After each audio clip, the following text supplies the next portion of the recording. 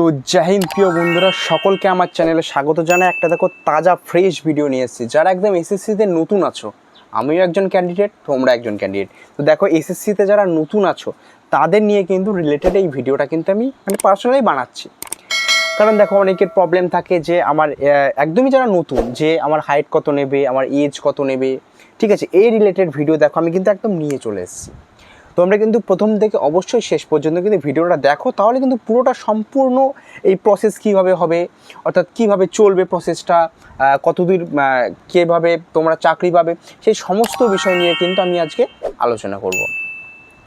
তো দেখো আমি প্রথমে লিখে দিয়েছি কিন্তু এসএসসি জিডি 2025। তো আমি আবার আরেকবার বলে দিই, চ্যানেলে যারা নতুন হয়ে থাকবে অবশ্যই কিন্তু চ্যানেলটাকে সাবস্ক্রাইব করে দাও এবং পাশে থাকা বেল আইকনটি প্রেস করে দাও, যাতে আরও সুন্দর সুন্দর এই রিলেটেড ভিডিও তোমার কাছে আগে পৌঁছায়।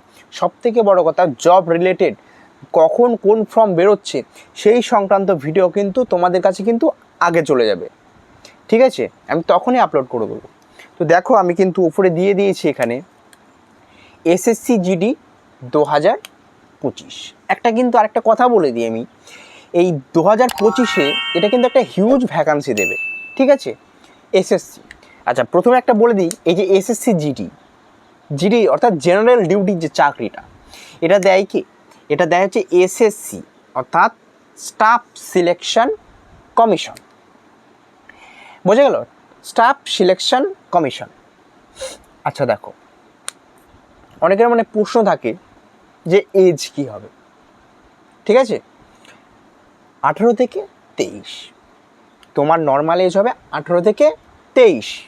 আমি আবারও বলে দিই যে তোমাদের ফর্ম যেদিন পাবলিশড হবে, ধরো 27 তারিখে ফর্ম আসার কথা আছে, 27শে আগস্ট, ঠিক আছে, এই দিনে দেখবে তোমাদের একটা নোটিফিকেশান জারি হয়ে যাবে এবং সেই নোটিফিকেশানের ওখানে কত ডেট পর্যন্ত নেবে, হয়তো লেখা থাকতে পারে 1/1/25, হয়তো লেখা থাকতে পারে সেখানে 2/7/24, এমনই কিন্তু লেখা থাকতে পারে, ঠিক আছে। এবার দেখো এই লেখার মধ্যে যদি তোমার বয়স 18 হয়ে যায় তাহলে তুমি যোগ্য। এবার দেখো এখানে এজ 18 থেকে 23, অর্থাৎ নর্মাল সবাই 18 থেকে 23 পর্যন্ত ফিল আপ করতে পারবে। কিন্তু আর একটা কোশ্চেন এখানে, যারা এসসি এসটি ওবিসি আছো তোমাদের জন্য কিন্তু দেখো রিল্যাক্সেশন আছে। যারা ওবিসি, সম্পূর্ণ ভিডিওটা দেখো তোমরা, পুরোপুরি বুঝিয়ে দেবো একদম। যারা ওবিসি তাদের 3 বছরের রিল্যাক্সেশন তারা পায়। যারা এসসি এসটি, ঠিক আছে, কি বললাম, যারা SC ST schedule caste schedule tribe, তারা কিন্তু দেখো এখানে 5 বছর রিল্যাক্সেশন পেয়ে যাবে। অর্থাৎ এই 3 বছর এই 23-এর সঙ্গে যোগ হয়ে যাবে, মানে 26, আর এদিকে 5 যোগ হয়ে যাবে, যে যার কাস্ট অনুযায়ী। এবার আরেকটা কোশ্চেন হচ্ছে কোয়ালিফিকেশান। তাহলে এজের ব্যাপারটা আমি বোঝাতে পারলাম। এবার আসবে কি কোয়ালিফিকেশান, অর্থাৎ কী কোয়ালিফিকেশান লাগবে তোমার, ভাইটাল জিনিস কিন্তু।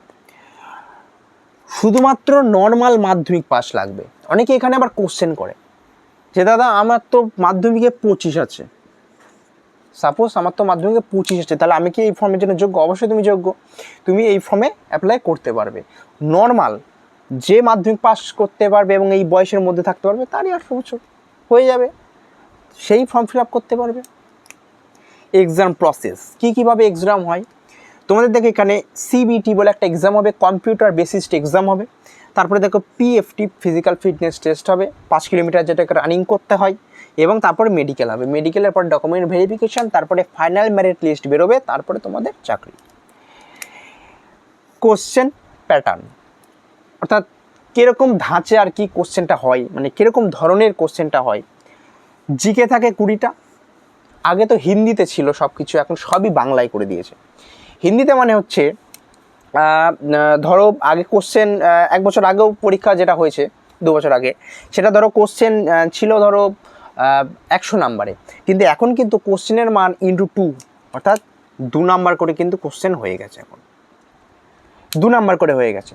তাহলে 2 নাম্বার করে যদি হয়, আগে কিন্তু 1 নাম্বার করেছিল, তার মানে টোটাল তোমাদের 160-এ এক্সাম হবে কিন্তু, ঠিক আছে, 160।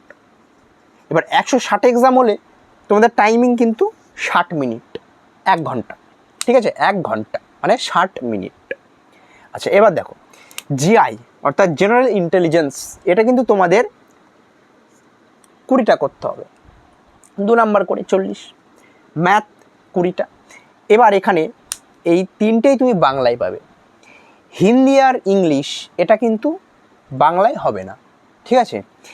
হিন্দি যদি তুমি করো তাহলে 20টা, যদি ইংলিশ করো 20টা, অর্থাৎ একটা যে কোনো বেছে নিতে হবে, হয় ইংলিশ করতে হবে তোমাকে, নাহলে তোমাকে হিন্দি করতে হবে।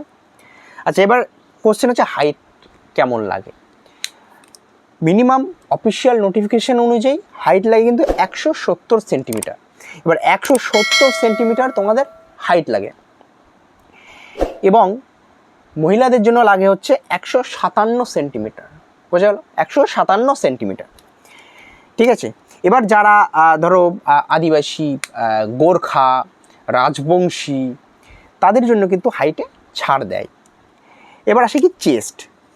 আচ্ছা চেস্ট একটা ভাইটাল জিনিস, চেস্ট কিন্তু তোমাদের এখানে নর্মালি কিন্তু 80 লাগবে চেস্ট, ঠিক আছে, 80 লাগবে কিন্তু তোমাদের চেস্ট, ঠিক আছে। আর ফুলিয়ে তোমাকে 5 ফোলাতে হবে, ঠিক আছে। 80 তোমাকে নর্মাল রাখতে হবে, 5 ফোলাতে হবে, মিটে গেল, ব্যাস। এবার হচ্ছে লাস্ট টপিক, এর মধ্যে পোস্ট কি থাকবে, বিরাট জিনিস পোস্ট। এর মধ্যে কিন্তু টোটালি কিন্তু অনেক পোস্ট থাকে, 6-7টা পোস্ট থাকে, কিন্তু আপাতত 6টা পোস্ট থাকে এখন। প্রথমত বিএসএফ থাকবে, বর্ডার সিকিউরিটি ফোর্স, সিআইএসএফ থাকবে, আইটিবিপি থাকবে, এসএসএফ থাকবে, এনআইএ থাকবে, সিআরপিএফ থাকবে, এসএসবি থাকবে। এবার তুমি যখন ফর্ম ডালবা, তুমি যখন ছাড়বা ফর্মটা, তখন কিন্তু তোমাকে first choice, second choice, third choice, fourth choice এইভাবে রাখতে হবে, ঠিক আছে। এবার তোমার কাট আপ অনুযায়ী, অর্থাৎ তুমি নাম্বারে কত, পরীক্ষায় লিখিত পরীক্ষায় কত পেয়েছো, সেই অনুযায়ী মেরিট তৈরি হবে। সেই মেরিট তৈরি হওয়ার পরেই কিন্তু রেজাল্টটা কিন্তু আউট হবে।